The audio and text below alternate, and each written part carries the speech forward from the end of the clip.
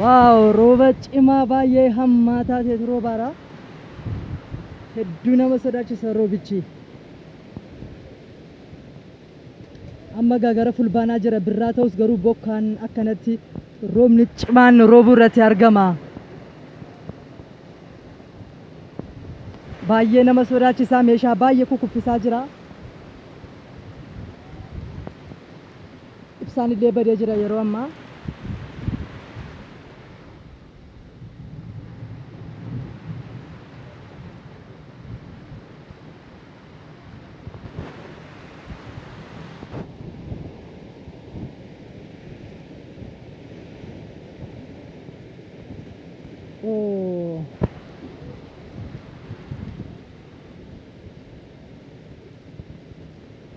Hedduudha kan nama sodaachisu hordoftoota Aliidaantu.